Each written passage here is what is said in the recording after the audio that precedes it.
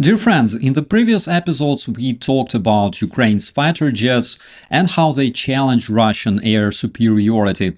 But what about helicopters? I mean, the combat rotorcraft also play a crucial role in the war, striking enemy positions, delivering troops, and evacuating the wounded from the battlefield. Ukrainian attack helicopters, particularly the Mi-24 Hind, have been instrumental in defending key positions and launching daring raids against Russian forces.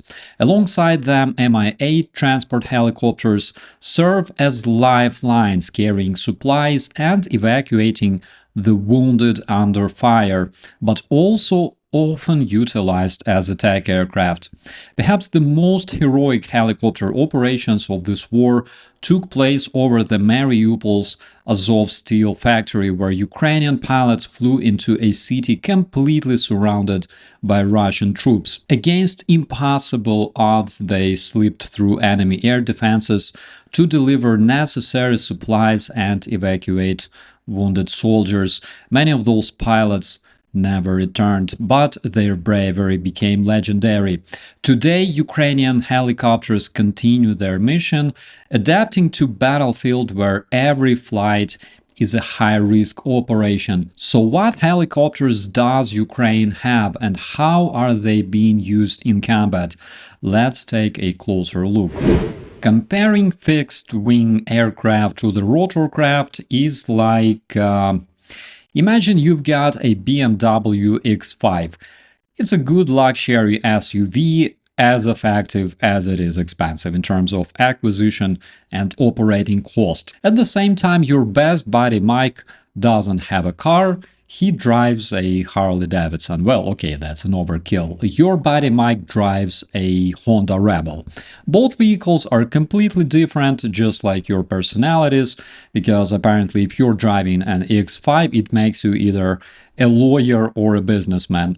Your buddy Mike, on the other hand, is obviously an adventurer.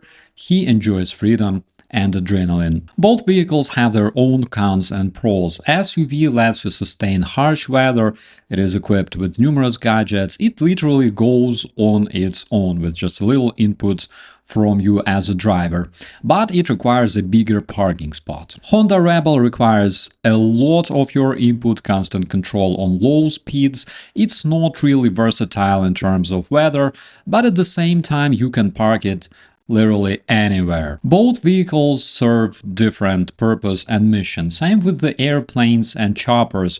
While fighter jets are high-tech, extremely fast and sexy, the helicopters are the adrenaline machines. They're less stable, they can land and take off almost vertically, and they are simply awesome.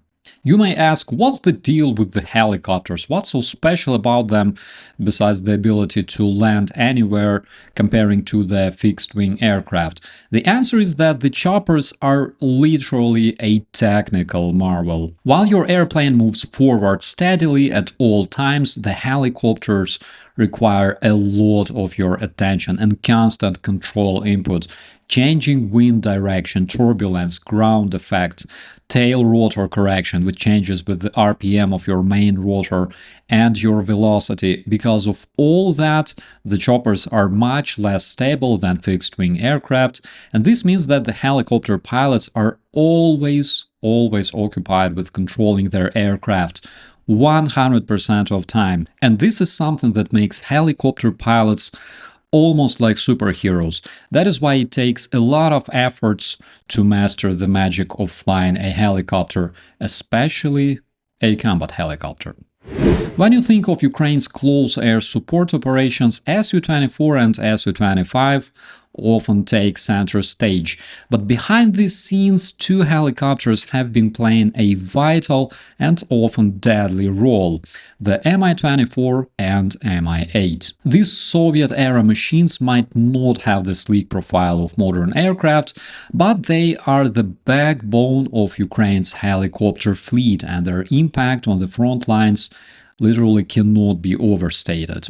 Let's start with the Mi-24, also known as the Hind. These helicopters are true warriors of the skies, designed for both attack and transport. Armed with powerful anti-tank missiles, cannon fire, and rockets, the Mi-24 can deliver devastating blows to the Russian positions from the air. Its armored body and twin-engine design give it the resilience to take hits and still carry out the mission.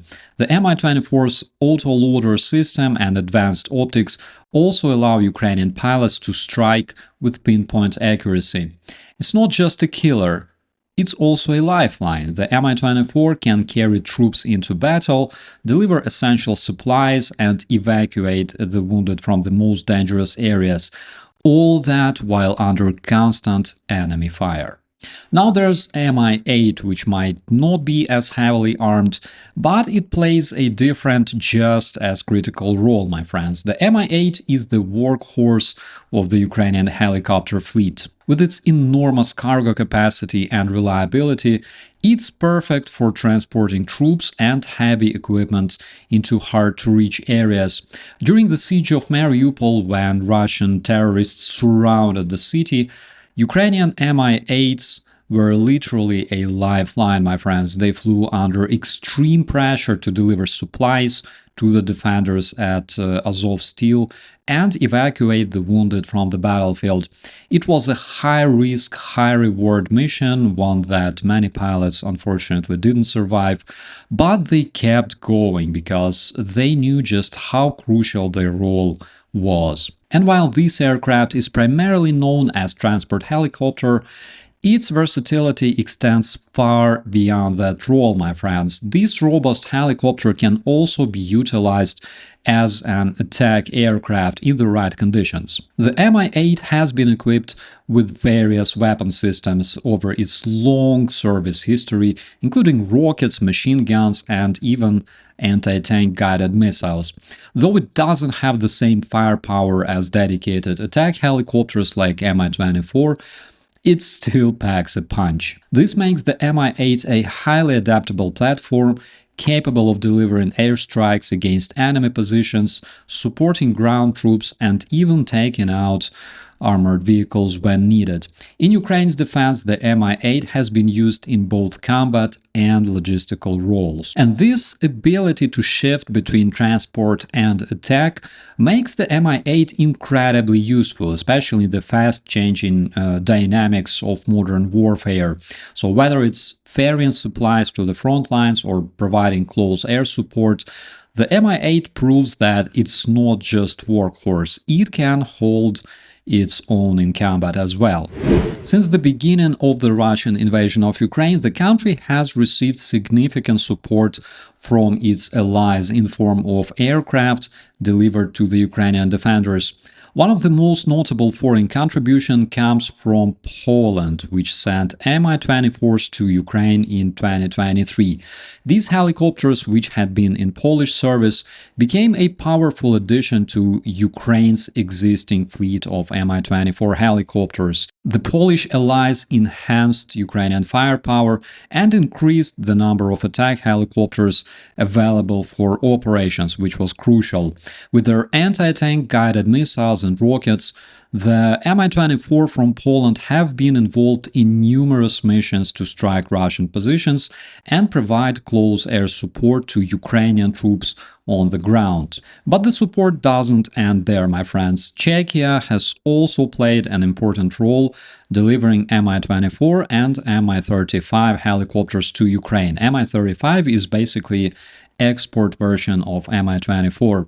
These helicopters have been upgraded to improve their combat effectiveness and provide greater protection for the crew. With these additions, Ukraine has gained not just more aircraft, but more advanced, reliable systems to use against Russian terrorists. Macedonia has also stepped up, transferring 12 Mi-24 helicopters to Ukraine, further expanding Ukraine's fleet. The sheer number of helicopters provided by Ukraine's allies has strengthened Ukraine's air capabilities and helped balance the scale against Russia's fleet.